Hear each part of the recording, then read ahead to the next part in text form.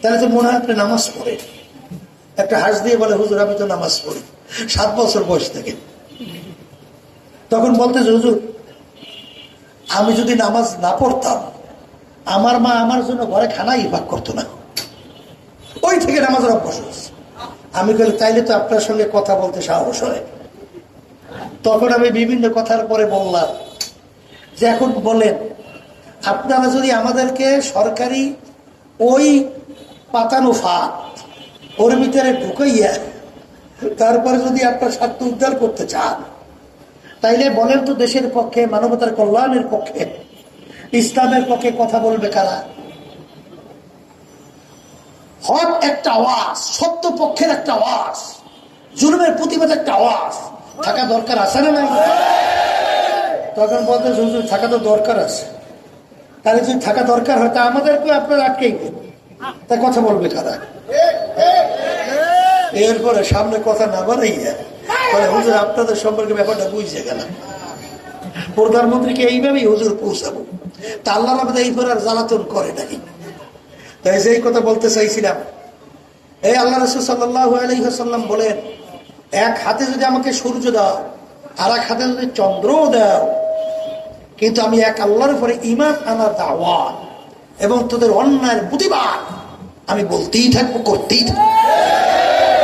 শেষ পর্যন্ত আল্লাহ রাসূল সাল্লাল্লাহু মাইকটারে হাসিপুরে মাইকটারে মোড়ামুড়ি করে ভালোই তো ছিল।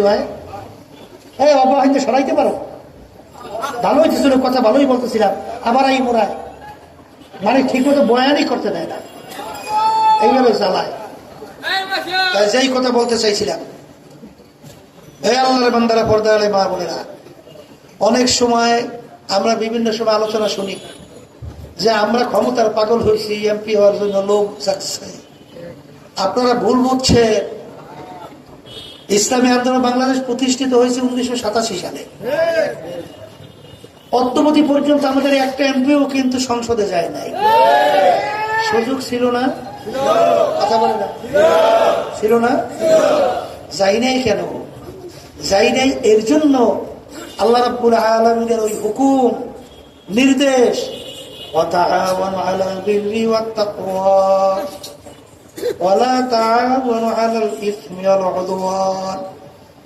তোমরা ভালো কাজের সহযোগিতায় থাকো আর খারাপ কাজ, অসৎ কাজের বিরোধিতায় থাকো।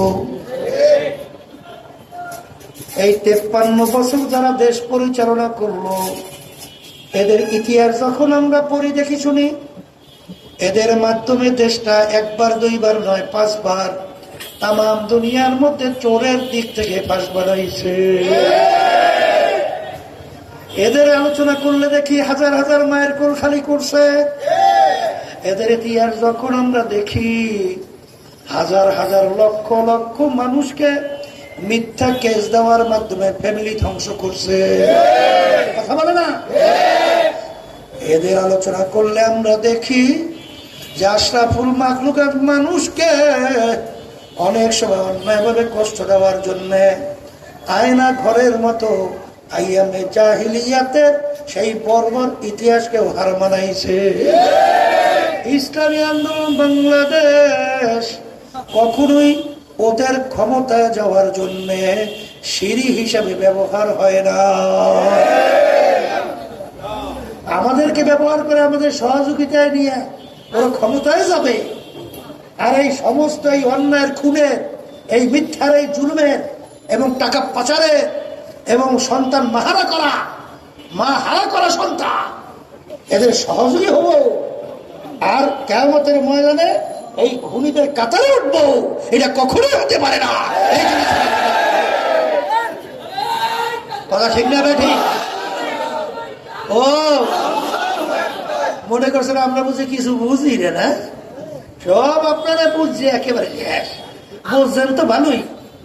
এখন দেশকে সুন্দর করার জন্য এই যে জুলাই 2024, আপনারা জানেন হাজার হাজার মায়ের বলছে খালি হলো, এত সন্তান পঙ্গু হলো, চক্ষু হারালো, একটা লক্ষ্য উদ্দেশ্য নাই। কথা বলে না? লক্ষ্য উদ্দেশ্যটা কি? বৈষম্য দূর হবে, এই দেশ স্বর্ণের দেশ হবে, এই লক্ষ্য নিয়েই তো মানুষ জীবন দিয়ে রাস্তায় নামছে, ঠিক না? এখন আগের সেই নিয়ম পদ্ধতি অনুযায়ী যদি আবার সেই নির্বাচন হয়, আমরা কি টাকার তোরে ওদের কাছে কাছে ধারে কাছে যাইতে পারি? হ্যাঁ, আরে একদিনে যে সাদা পায় ও আমাকে বয়সেও তো ধারেও হয় নাই, কথা কয় না, কথা বলতে পারে। অসব আমার কিন্তু অনেক জানা আছে, আপনারা না জানো আমি কিন্তু জানি। সারা দেশে আমি ঘুরি, শুনে আইছি যশোরে, খালি 5ই আগস্টের পরে ওই বর্মিয়ার বলে ফান্ডে ফেরে 1,500 কোটি টাকার মতো খালি চাঁদা জমা হয়েছে। কথা বোঝেন কিছু বাংলা? হ্যাঁ, পানের দোকান থেকে বলতো সাদা, এরপরে আর কোন জায়গায় বাদ আছে কিনা আমি জানি না। কথা বোঝেন নাই? আরে গু খালাও সাদা, সেই টাকা জমা করছে বুঝতে পারা। এই নির্বাচনে যখন সারবে তখন গুন্ডার অভাব আছে? আসতে কথা আছে বাবা। কারণ এই গুন্ডারা তখন যেই সেন্টার দখল করবেন না, বুঝছেন কেমনে? ও বাংলাদেশ ইতিহাস নাই তো আছে না? এই জন্য আমরা বলছি যে এই দেশকে যদি বাঁচাতে হয়, এই দেশকে যদি সুন্দর করতে হয়, আর প্রতিটা ভোটারের যদি ভোটের মূল্যায়ন প্রয়োজন হয় এবং ফ্যাসিস্ট চরিত্রের সরকার যদি তৈরি না হয়, একমাত্র পদ্ধতি নির্বাচনের পিয়ার। প্রতিটা ভোটারের সেখানে কিন্তু কি হবে? মূল্যায়ন হবে। এককভাবে ক্ষমতায় যাওয়ার আর স্বপ্ন দেখা যাবে না।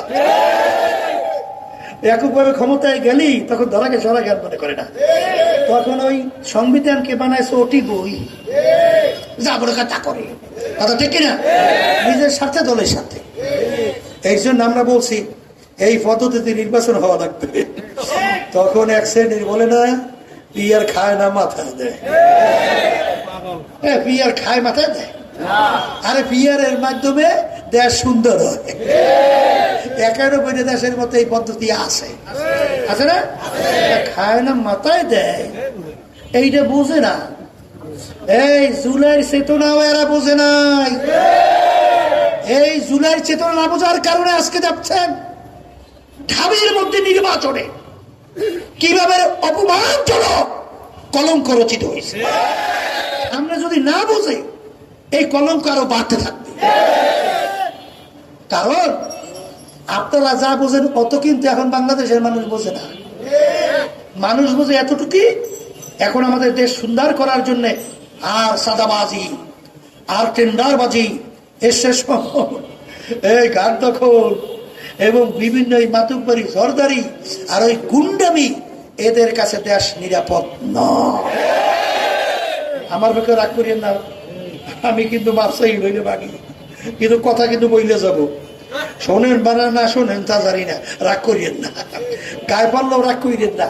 আমাদের কিন্তু আল্লাহর রহমতে, আপনাদের দোয়ায় ওই এমপি আল্লাহর রহমতে চিন্তা অল্লোভ আল্লাহর রহমতে, আল্লাহর রহমতে নাই। এই দেশে জন্মগ্রহণ করছে, হুব্বুল ওয়াতার মিনাল ঈমান, এই দেশের একটা মহব্বত থাকতেই হবে, ঈমানের অংশ। এই দেশ নিয়ে আমার চিন্তা করা লাগবে না? আপনার করা লাগবে না? তাহলে দেশ নিয়ে চিন্তা করবে কারা? দেশে চিন্তা করবে বিদেশি আলাদা? আমাদের কি করতে হবে? এই জন্য কথাগুলো বলছি, রাগ করলে ব্যবসায়ী। তাই যেই কথা বলতে চাইছিলাম, অলাকাত কাররামনা বানি আদম, যখন আপনার কলবটা পরিষ্কার হবে তখন দেখবেন আপনি আপনার নিজের কাছে নিরাপদ, আপনার কাছে আপনার পরিবার নিরাপদ, আপনার কাছে সমাজ নিরাপদ, আপনার কাছে রাষ্ট্র নিরাপদ, আপনার কাছে বিশ্ব আন্তর্জাতিকভাবে সব নিরাপদ। কথা ঠিক না? ঠিক।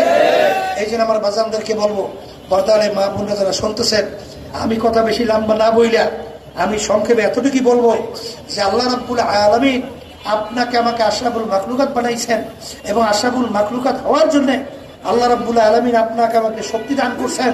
দুইটা রাস্তা দেখাইয়া, ও হাদাইনাহুম নাজদাইন, দুই রাস্তা আল্লাহ দেখাইছেন, একটা খারাপ একটা ভালো। আপনি ইচ্ছা করলে ভালো রাস্তায় চলতে পারেন, তাইলে আপনি আশরাফুল মাখলুকাত হবেন, এবং আশরাফুল মাখলুক হিসাবে আল্লাহর কাছে আপনি গণ্য হবেন, আল্লাহর কাছে গ্রহণযোগ্যতা লাভ করতে পারবেন, এবং আপনি দুনিয়াতেও সম্মানিত হবেন, আখিরাতেও সম্মানিত হবেন। হারামে কিন্তু আরাম নাই, হারামে কি নাই? আবার বলেন না, হারামে কিন্তু আরাম নাই। আজ পর্যন্ত কেউ পায় নাই, কেউ কোনোদিন পাবে না। পাবে? তাহলে আশরাফুল মাখলুকাত হওয়ার জন্য আমি আমার ভাইদেরকে বলবো, ওয়াকুনু মা'আস সাদিকিন, তোমরা সাদিকিন বান্দাদের সঙ্গে হও। সোহবতে সালেহ তোরা সালেহ কুনাদ, সোহবতে তালেহ তোরা তালেহ কুনাদ, এক সমানা সোহবতে বা আউলিয়া, বেহতর আসদ সালে তাআত তেরিয়া, গেলে খুশবু এদার হাম্মাম রোজে, রশিদ আল দাস্তে মাহবুবে বাদাস্তান। মাটির চাকার থেকে গোলাপ ফুলের ঘেরান আসে। এ মাটির চাকা, তুমি কোন গোলাপ ফুল না কোন কাম্বার না কোন সুগন্ধি পরিচয় দাও। মাটির চাকা বলে আমি কোন আম্বার কোন গোলাপ ফুল কিছুই না, আমি একটা মাটির চাকাই। তোমার থেকে এত সুন্দর কেন ঘেরান আসে? মাটির চাকা বলে আমার সঙ্গে একটা গোলাপ ফুল ফুইটা আমার সঙ্গে লাইগা ছিল। ওই গোলাপ ফুলের ঘেরান আমার ভিতরে ঢুকতে ঢুকতে এখন আমি সাধারণ মাটির চাকা নাই, আমি একটা গোলাপ ফুলে পরিণত হয়ে গেছি। আল্লাহর বান্দারা, প্রত্যেকটা মানুষ কিন্তু চায় সে যেন ভালো হয়। আহারে, সে যেন ভালো মানুষ হয়। বাপ মাও চায় আমার সন্তানরা যেন ভালো হয়।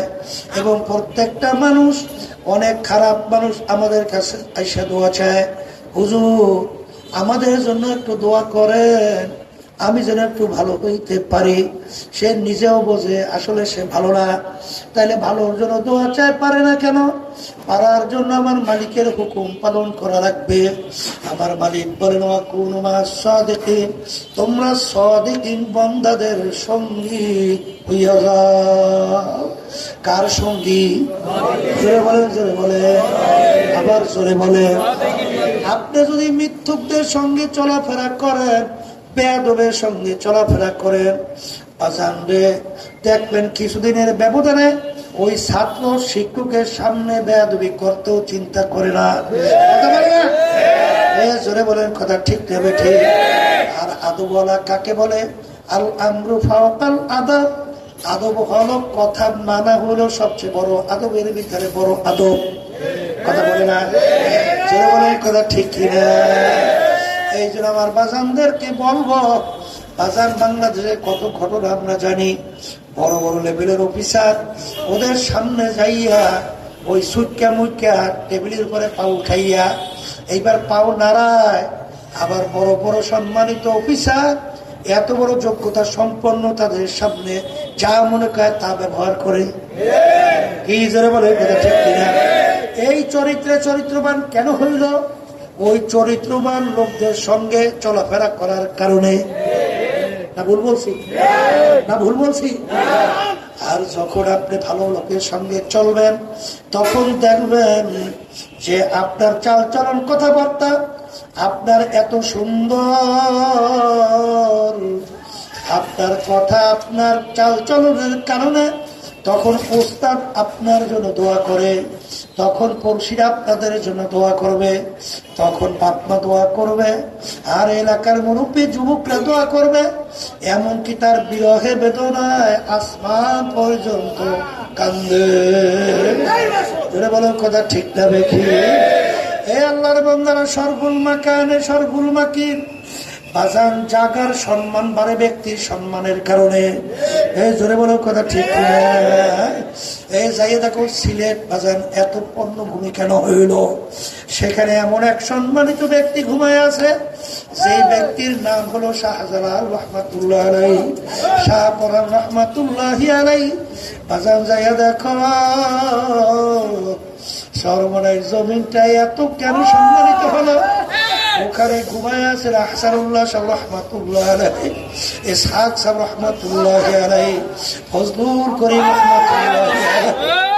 দেখতে তোমার মতো দুই চক্ষু বিশিষ্ট মানুষ, দেখতে তোমার মতো দুই হাত বিশিষ্ট মানুষ, দেখতে দুই পা বিশিষ্ট মানুষ, কিন্তু বাজানরা তাদের সম্মানে আজকে মাটি জমিন পর্যন্ত সম্মানিত। আল্লাহ নবী ঘুমায় আছে।